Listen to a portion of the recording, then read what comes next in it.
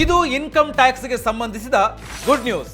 Central ಬಜೆಟ್ಗೆ count down ಶುರುವಾಗ್ತಿದ್ದಂತೆ ಈ tax ಬಗ್ಗೆ ದೊಡ್ಡ ಮಟ್ಟದಲ್ಲಿ ಚರ್ಚೆಯಾಗ್ತಿದೆ. ನೀವು ಮದುವೆಯಾಗಿದ್ರೆ ಅಥವಾ ಮದುವೆಯಾಗೋ ಪ್ಲಾನ್ ನಲ್ಲಿದ್ರೆ ಆದಾಯ ತೆರಿಗೆಗೆ ಸಂಬಂಧಿಸಿದಂತೆ ಖುಷಿ ಸುದ್ದಿಯೊಂದು ಬರೋ ಸಾಧ್ಯತೆ ಇದೆ.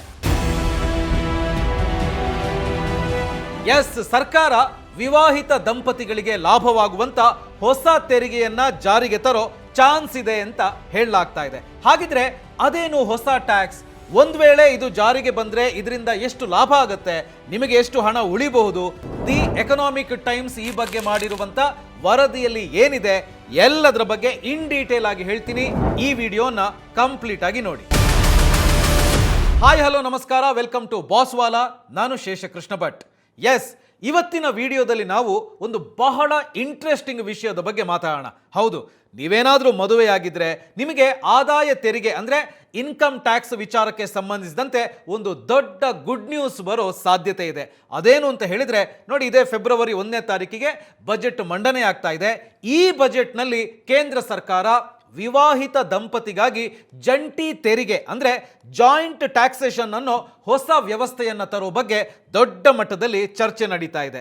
ಹಾಗಿದ್ರೆ ಈ ಜಾಯಿಂಟ್ ಟ್ಯಾಕ್ಸೇಷನ್ ಅಂತ ಹೇಳಿದ್ರೆ ಏನು, ಇದರಿಂದ ನಿಮ್ಮ ಟ್ಯಾಕ್ಸ್ ಹೇಗೆ ಉಳಿಯುತ್ತೆ, ಯಾರಿಗೆ ಇದು ಲಾಭ ಅನ್ನೋದನ್ನ ಈಗ ಒಂದೊಂದಾಗಿ ನೋಡ್ತಾ ಹೋಗೋಣ. ಅಂದಹಾಗೆ ಈ ಸುದ್ದಿಯನ್ನ ದಿ ಎಕನಾಮಿಕ್ ಟೈಮ್ಸ್ ವರದಿ ಮಾಡಿದೆ. ಅದನ್ನ ಈಗ ನಾನು ನಿಮಗೆ ಹೇಳ್ತಾ ಹೋಗ್ತೀನಿ. ಮೊದಲಿಗೆ ಈಗಿನ ಸಿಸ್ಟಮ್ ಹೇಗಿದೆ, ಈಗಿರೋ ಸಿಸ್ಟಮ್ ನಲ್ಲಿರುವಂತ ತಾರತಮ್ಯ ಏನು ಅಂತ ಹೇಳುವಂತದನ್ನ ನೋಡೋಣ. ನೋಡಿ, ಭಾರತದಲ್ಲಿ ಸದ್ಯಕ್ಕೆ ವೈಯಕ್ತಿಕ ತೆರಿಗೆ ಪದ್ಧತಿ ಇದೆ. ಅಂದ್ರೆ ಯಾರಾದ್ರೂ ಸರಿ ಅವರವರ ಇನ್ಕಮ್ಗೆ ಅವರೇ ಸಪರೇಟ್ ಆಗಿ ಟ್ಯಾಕ್ಸ್ ಕಟ್ಟಬೇಕು. ಆದ್ರೆ ಮನೆಯಲ್ಲಿ ಇಬ್ಬರು ಆದಾಯ ಹಂಚಿಕೊಳ್ಳುವಾಗ ಟ್ಯಾಕ್ಸ್ ಮಾತ್ರ ಯಾಕೆ ಬೇರೆ ಬೇರೆ? ವಿಶೇಷವಾಗಿ ಮನೆಯಲ್ಲಿ ಒಬ್ಬರೇ ದುಡಿಯುವವರಿದ್ರೆ ಅಂದ್ರೆ ಸಿಂಗಲ್ ಅರ್ನರ್ ಫ್ಯಾಮಿಲೀಸ್ ಅಲ್ಲಿ ಇದು ದೊಡ್ಡ ಹೊರೆ ಅಂತ ಹೇಳ್ಬೋದು. ಗಂಡ ದುಡಿಯುತ್ತಿದ್ದು ಹೆಂಡತಿ ಮನೆಯ ಜವಾಬ್ದಾರಿ ನೋಡ್ಕೊಳ್ತಾ ಇದ್ರೆ ಗಂಡನ ಆದಾಯಕ್ಕೆ ಫುಲ್ ಟ್ಯಾಕ್ಸ್ ಬೀಳುತ್ತೆ. ಆದ್ರೆ ಹೆಂಡತಿಗೆ ಸಿಗಬೇಕಾದ ಟ್ಯಾಕ್ಸ್ ಎಕ್ಸಂಪ್ಷನ್ ಪ್ರಯೋಜನ ಸುಮ್ಮನೆ ವೇಸ್ಟ್ ಆಗುತ್ತೆ. ಇನ್ನೊಂದು ಮುಖ್ಯ ವಿಷಯ ಅಂತ ಹೇಳಿದ್ರೆ, ಮನೆಯಲ್ಲಿ ದುಡಿಯದ ಸಂಗಾತಿ ಮಾಡುವ ಕೆಲಸ ಅಂದ್ರೆ ಮಕ್ಕಳ ಆರೈಕೆ, ಹಿರಿಯರ ಸೇವೆ, ಮನೆ ಮ್ಯಾನೇಜ್ಮೆಂಟ್, ಇದಕ್ಕೆಲ್ಲ ಸಂಬಳ ಇರಲ್ಲ ಅಷ್ಟೇ, ಆದ್ರೆ ಅದು ದೊಡ್ಡ ಆರ್ಥಿಕ ಕೊಡುಗೆ ಅಲ್ವಾ? ಈಗಿರೋ ಟ್ಯಾಕ್ಸ್ ಸಿಸ್ಟಮ್ ನಲ್ಲಿ ಇದಕ್ಕೆ ಯಾವುದೇ ಬೆಲೆ ಇಲ್ಲ. ಇದನ್ನೇ ಬದಲಾಯಿಸೋಕೆ ಬಜೆಟ್ 2026ರಲ್ಲಿ ದಂಪತಿಗಳನ್ನ ಒಂದು ಆರ್ಥಿಕ ಘಟಕ ಅಂದ್ರೆ ಎಕನಾಮಿಕ್ ಯೂನಿಟ್ ಅಂತ ಪರಿಗಣಿಸುವ ಬಗ್ಗೆ ಚರ್ಚೆ ನಡೀತಾ ಇದೆ. ಈಗ ನೀವು ಕೇಳ್ಬೋದು, ಹೌದು, ಹಾಗಿದ್ರೆ ಈ ಜಾಯಿಂಟ್ ಟ್ಯಾಕ್ಸೇಷನ್ ಅಂತ ಹೇಳಿದ್ರೆ ಹೇಗಿರ್ಬೋದು ಅಂತ. ನೋಡಿ, ಜಂಟಿ ತೆರಿಗೆ ಅಂದ್ರೆ ಹೇಗಿರುತ್ತೆ ಅಂತ ಹೇಳುವಂಥದ್ದನ್ನ ನಾನು ನಿಮಗೀಗ ಹೇಳ್ತಾ ಹೋಗ್ತೀನಿ. ಬಜೆಟ್ 2026ರಲ್ಲಿ ಬರಲಿರುವಂತ ಈ ಪ್ರಸ್ತಾವನೆಯ ಪ್ರಕಾರ ಇದು ಆಪ್ಷನಲ್, ಐಚ್ಛಿಕ ಆಗಿರುತ್ತೆ. ಅಂದ್ರೆ ನಿಮಗೆ ಬೇಕಾದ್ರೆ ಮಾತ್ರ ನೀವು ಜಂಟಿಯಾಗಿ ಟ್ಯಾಕ್ಸ್ ರಿಟರ್ನ್ ಫೈಲ್ ಮಾಡಬಹುದು.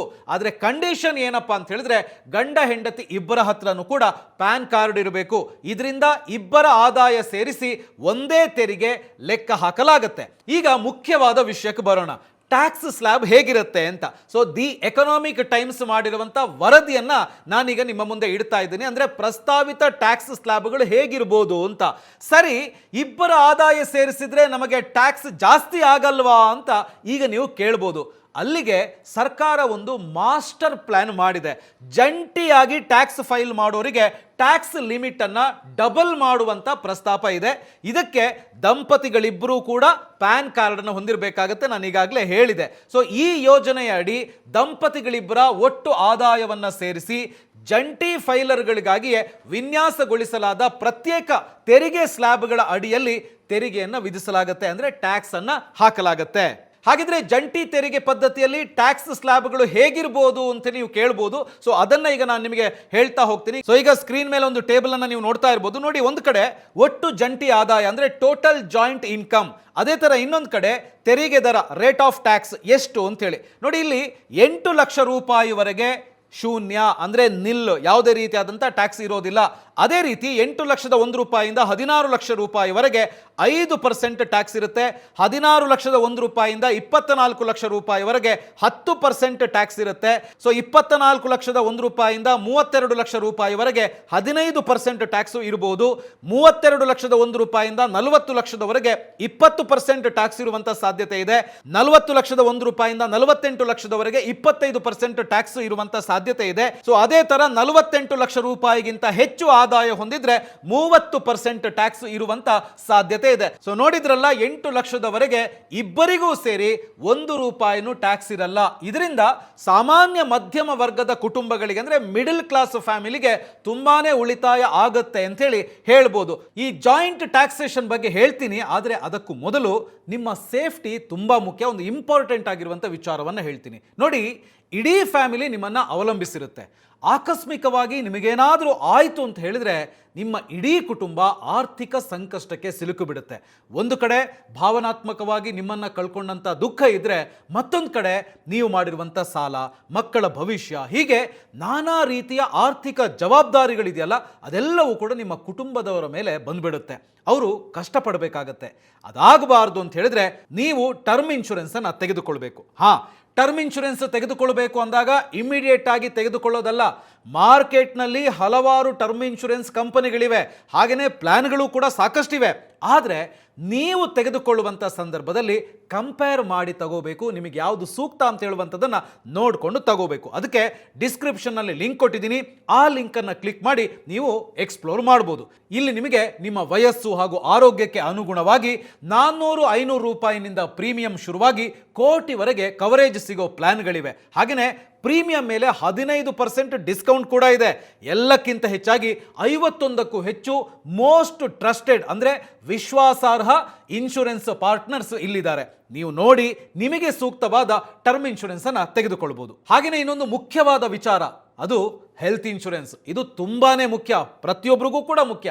ಯಾಕಂದ್ರೆ ನೀವು ಕಷ್ಟಪಟ್ಟು ಸಂಪಾದಿಸಿದಂಥ ಹಣ, ಉಳಿತಾಯ ಮಾಡಿದಂಥ ಹಣ ಎಲ್ಲವೂ ಕೂಡ ಒಂದ್ಸಲ ನೀವೇನಾದರೂ ಹಾಸ್ಪಿಟಲ್ಗೆ ಸೇರಿದ್ರೆ ಕರಗಿ ಹೋಗುವಂಥ ಚಾನ್ಸಸ್ ಇರುತ್ತೆ. ಅದಾಗಬಾರ್ದು ಅಂತ ಹೇಳಿದ್ರೆ ಒಂದು ಉತ್ತಮ ಹೆಲ್ತ್ ಇನ್ಶೂರೆನ್ಸ್ ಅನ್ನು ಮಾಡಿಸಬೇಕು. ಇನ್ಶೂರೆನ್ಸ್ ಅನ್ನು ಮಾಡಿಸಿ ಅಂತ ಹೇಳಿದಾಗ ಹೋಗಿ ಹೆಲ್ತ್ ಇನ್ಶೂರೆನ್ಸ್ ಅನ್ನು ತೆಗೆದುಕೊಳ್ಳೋದಲ್ಲ, ಕಂಪೇರ್ ಮಾಡಿ ಹೆಲ್ತ್ ಇನ್ಶೂರೆನ್ಸ್ ಅನ್ನು ಮಾಡಿಸ್ಕೊಳ್ಳಿ. ನೋಡಿ, ಡಿಸ್ಕ್ರಿಪ್ಷನ್ ಅಲ್ಲಿ ಒಂದು ಲಿಂಕ್ ಕೊಟ್ಟಿದ್ದೀನಿ, ಆ ಲಿಂಕ್ ಅನ್ನು ಕ್ಲಿಕ್ ಮಾಡಿ ನೀವು ಬೇರೆ ಬೇರೆ ರೀತಿಯ ಹೆಲ್ತ್ ಇನ್ಶೂರೆನ್ಸ್ ಅನ್ನು ಕಂಪೇರ್ ಮಾಡಬಹುದು. ಇಲ್ಲಿ ನಿಮಗೆ ನಿಮ್ಮ ವಯಸ್ಸು, ಆರೋಗ್ಯಕ್ಕೆ ಅನುಗುಣವಾಗಿ ತಿಂಗಳಿಗೆ 400-500 ರೂಪಾಯಿನಿಂದ ಪ್ರೀಮಿಯಂ ಶುರುವಾಗಿ ಕೋಟಿಗಳವರೆಗೆ ಕವರೇಜ್ ಸಿಗುವಂತ ಪ್ಲಾನ್ಗಳಿವೆ. ಹಾಗೆಯೇ ಪ್ರೀಮಿಯಂ ಮೇಲೆ 25% ಡಿಸ್ಕೌಂಟ್ ಕೂಡ ಸಿಗುತ್ತೆ. ಅಷ್ಟೇ ಅಲ್ಲ, 30 ನಿಮಿಷಗಳ claim support, dedicated relationship manager facility ಕೂಡ ನಿಮಗೆ ಸಿಗುತ್ತೆ. ಇದರ ಜೊತೆಗೆ ಇಲ್ಲಿ 51ಕ್ಕೂ ಹೆಚ್ಚು ಮೋಸ್ಟ್ ಟ್ರಸ್ಟೆಡ್ ಅಂದ್ರೆ ವಿಶ್ವಾಸಾರ್ಹ ಪಾರ್ಟ್ನರ್ಸ್ ಇರೋದ್ರಿಂದ ನೀವು ಕಂಪೇರ್ ಮಾಡಬಹುದು. ಡಿಸ್ಕ್ರಿಪ್ಷನ್ ಅಲ್ಲಿ ಕೊಟ್ಟಿರೋ ಲಿಂಕ್ ಅನ್ನ ಕ್ಲಿಕ್ ಮಾಡೋದ್ರ ಮೂಲಕ ನೀವು ಎಲ್ಲಾ ಪ್ಲಾನ್ಗಳನ್ನ ಕಂಪೇರ್ ಮಾಡಿ ನಿಮಗೆ ಸೂಕ್ತವಾದ ಟರ್ಮ್ ಇನ್ಶೂರೆನ್ಸ್ ಹಾಗೇನೆ ಸೂಕ್ತವಾದ ಹೆಲ್ತ್ ಇನ್ಶೂರೆನ್ಸ್ ಅನ್ನ ತೆಗೆದುಕೊಳ್ಬಹುದು. ಇನ್ನು ಈ ಜಾಯಿಂಟ್ ಟ್ಯಾಕ್ಸೇಷನ್ ಬಗ್ಗೆ ಮಾತನಾಡೋದಿದ್ರೆ, ಸೊ ಇಷ್ಟೇ ಅಲ್ಲ, ಸರ್ಚಾರ್ಜ್ ಮಿತಿಗಳ ಬದಲಾವಣೆ ಕೂಡ ಆಗಬಹುದು ಅಂತ ಹೇಳಲಾಗ್ತಾ ಇದೆ. ಅಂದ್ರೆ ಇನ್ನೊಂದು ಸ್ವಲ್ಪ ಜಾಸ್ತಿ ಆದಾಯ ಇರುವಂತವರಿಗೆ ಒಂದು ವಿಷಯ, ಈಗ ಆದಾಯ 50 ಲಕ್ಷ ದಾಟಿದ್ರೆ ಸರ್ಚಾರ್ಜ್ ಬೀಳುತ್ತೆ. ಆದರೆ ಈ ಜಂಟಿ ತೆರಿಗೆಯಲ್ಲಿ ಈ ಮಿತಿಯನ್ನು 50 ಲಕ್ಷದಿಂದ 75 ಲಕ್ಷಕ್ಕೆ ಏರಿಸುವಂತ ಪ್ರಸ್ತಾಪ ಕೂಡ ಇದೆ. ಸೊ ಹಾಗಿದ್ರೆ ಅದರ ವಿವರವನ್ನ ಈಗ ನೋಡ್ತಾ ಹೋಗೋಣ. ಸೊ ಈಗ ಅದನ್ನ ನೀವು ಸ್ಕ್ರೀನ್ ಮೇಲೆ ನೋಡ್ತಾ ಇರಬಹುದು. 1.5 ಕೋಟಿ ರೂಪಾಯಿಯಿಂದ 3 ಕೋಟಿ ರೂಪಾಯಿವರೆಗೆ 10% ಸರ್ಚಾರ್ಜ್ ಇರಬಹುದು. ಅದೇ ತರ 3 ಕೋಟಿಯಿಂದ 5 ಕೋಟಿ ರೂಪಾಯಿವರೆಗೆ 15% ಸರ್ಚಾರ್ಜ್ ಇರಬಹುದು. ಹಾಗೆ 5 ಕೋಟಿ ರೂಪಾಯಿಗಿಂತನೂ ಹೆಚ್ಚು ಆದಾಯ ಇದ್ರೆ 25% ಸರ್ಚಾರ್ಜ್ ಇರುವಂತ ಸಾಧ್ಯತೆ ಇದೆ. ಸರ್ಕಾರ ಒಂದು ವೇಳೆ ಅಂದ್ಕೊಂಡ್ರೆ ಈ ಸರ್ಚಾರ್ಜ್ ಅನ್ನೇ ತೆಗೆದುಹಾಕಿ ನೇರವಾಗಿ ಟ್ಯಾಕ್ಸ್ ದರದಲ್ಲೇ ಸೇರಿಸುವಂತ ಸಾಧ್ಯತೆಯೂ ಇದೆ. ಇದರಿಂದ ಲೆಕ್ಕಾಚಾರ ಇದೆಯಲ್ಲ, ಅದು ಇನ್ನೂ ಕೂಡ ಈಸಿ ಆಗುತ್ತೆ, ಸುಲಭ ಆಗುತ್ತೆ ಅಂತ ಹೇಳ್ಬೋದು. ಈಗ ಬರುವಂತ ಪ್ರಶ್ನೆ ಏನು, ಇದರಿಂದ ಕೆಲಸ ಮಾಡುವಂತ ದಂಪತಿಗಳಿಗೆ ಏನು ಲಾಭ? Salary and standard deduction. ನೋಡಿ, ನಮ್ಮಿಬ್ಬರಿಗೂ ಕೆಲಸ ಇದ್ರೆ ನಮ್ಗೇನು ಲಾಭ ಅಂತ ನೀವು ಕೇಳ್ಬೋದು. ಇಲ್ಲಿ ಮುಖ್ಯ ಪಾಯಿಂಟ್ ಅಂತ ಹೇಳಿದ್ರೆ, ಇಬ್ಬರೂ ಸ್ಯಾಲರಿ ತಗೊಳ್ತಾ ಇದ್ರೆ ಇಬ್ಬರಿಗೂ ಸಿಗಬೇಕಾದಂತ ಆ ಸ್ಟ್ಯಾಂಡರ್ಡ್ ಡಿಡಕ್ಷನ್ ಇದೆಯಲ್ಲ, ಪ್ರತ್ಯೇಕವಾಗಿ ಸಿಗಬೇಕು ಅಂತ ಈ ಪ್ರಸ್ತಾವನೆಯಲ್ಲಿ ಹೇಳಲಾಗಿದೆ. ಆಗ ಜಂಟಿಯಾಗಿ ಫೈಲ್ ಮಾಡಿದ್ರು ಇಬ್ಬರ ಡಿಡಕ್ಷನ್ ಲಾಭ ನಿಮಗೆ ಸಿಗುತ್ತೆ. ಸೊ ಯಾರಿಗೂ ಕೂಡ ಇದರಿಂದ ಅನ್ಯಾಯ ಆಗಲ್ಲ. ಸೊ ಈಗ ಬರೋ ಪ್ರಶ್ನೆ ಏನು ಅಂತ ಹೇಳಿದ್ರೆ, ಇದು ಭಾರತದಲ್ಲಿ ಮಾತ್ರನಾ, ಬೇರೆ ದೇಶಗಳಲ್ಲಿ ಇದೆಯಾ ಅಂತ. ನೋಡಿ, ಈ ಸಿಸ್ಟಮ್ ಬರೀ ನಮ್ಮ ಕನಸಲ್ಲ. ಅಮೆರಿಕ ಮತ್ತು ಜರ್ಮನಿಯಂತಹ ಮುಂದುವರಿದ ದೇಶಗಳಲ್ಲಿ ಈಗಾಗಲೇ ಇದೆ. ಅಲ್ಲಿ ಸಂಸಾರವನ್ನ ಒಂದು ಯೂನಿಟ್ ಅಂತಾನೆ ನೋಡ್ತಾರೆ. ಇಂಡಿಯಾದಲ್ಲೂ ಕೂಡ ಈ ಈ ಸಿಸ್ಟಮ್ ಅನ್ನ ಇದನ್ನ ತರೋದ್ರಿಂದ ನಮ್ಮ ಟ್ಯಾಕ್ಸ್ ಸಿಸ್ಟಮ್ ಆಧುನಿಕ ಆಗತ್ತೆ ಮತ್ತು ಸಾಮಾನ್ಯ ಜನರ ಮೇಲೆ ಹೊರೆ ಕಡಿಮೆ ಆಗುವಂತ ಸಾಧ್ಯತೆ ಇದೆ. ಒಟ್ಟಾರೆಯಾಗಿ ಹೇಳಬೇಕು ಅಂತ ಹೇಳಿದ್ರೆ ಈ ಜಂಟಿ ತೆರಿಗೆ ಪದ್ಧತಿಯಿಂದ ಸಂಸಾರ ನಡೆಸುವಂತ ಕುಟುಂಬಗಳಿಗೆ ತುಂಬಾ ಹೆಲ್ಪ್ ಆಗುತ್ತೆ. ವಿಶೇಷವಾಗಿ ಮಧ್ಯಮ ವರ್ಗದವರಿಗೆ ಟ್ಯಾಕ್ಸ್ ಉಳಿಸೋಕೆ ಇದು ದೊಡ್ಡ ದಾರಿ ಅಂತ ಹೇಳ್ಬೋದು. ಇದನ್ನ ದಿ ಎಕನಾಮಿಕ್ ಟೈಮ್ಸ್ ವರದಿ ಮಾಡಿದೆ. ಅದರಿಂದ ಮಾಹಿತಿಯನ್ನ ಕಲೆಕ್ಟ್ ಮಾಡಿ ನಾನು ನಿಮ್ಮ ಮುಂದೆ ಇದನ್ನ ಪ್ರೆಸೆಂಟ್ ಮಾಡಿದ್ದೀನಿ. ಬಜೆಟ್ 2026ಕ್ಕೆ ಕೌಂಟ್ ಡೌನ್ ಶುರುವಾಗಿದೆ. ಈ ಜಂಟಿ ತೆರಿಗೆ ಪ್ಲಾನ್ ಬಗ್ಗೆ ನಿಮ್ಮ ಅಭಿಪ್ರಾಯ ಏನು? ಇದು ಬರಬೇಕಾ ಬೇಡವಾ? ಬಂದ್ರೆ ಇದರಿಂದ ಲಾಭ ಆಗುತ್ತಾ ಅನ್ನೋದನ್ನ ಕಾಮೆಂಟ್ ಮಾಡಿ ತಿಳಿಸಿ. ಈ ವಿಡಿಯೋ ನಿಮಗೆ ಇಷ್ಟ ಆಗಿದೆ ಅಂತ ಹೇಳಿದ್ರೆ ಪ್ರತಿಯೊಬ್ಬ ವಿವಾಹಿತರಿಗೂ ಕೂಡ ಶೇರ್ ಮಾಡೋದನ್ನ ಮರಿಬೇಡಿ. ಹಾಗೇನೆ ಈ ತರಹದ ಮತ್ತಷ್ಟು ಅಪ್ಡೇಟ್ಸ್ಗೋಸ್ಕರ ಬಾಸ್ವಾಲಾ ಚಾನಲ್ ಅನ್ನ ಈಗಲೇ ಸಬ್ಸ್ಕ್ರೈಬ್ ಮಾಡಿ. ಬಾಸ್ವಾಲಾ, ಬಿ ದ ಬಾಸ್.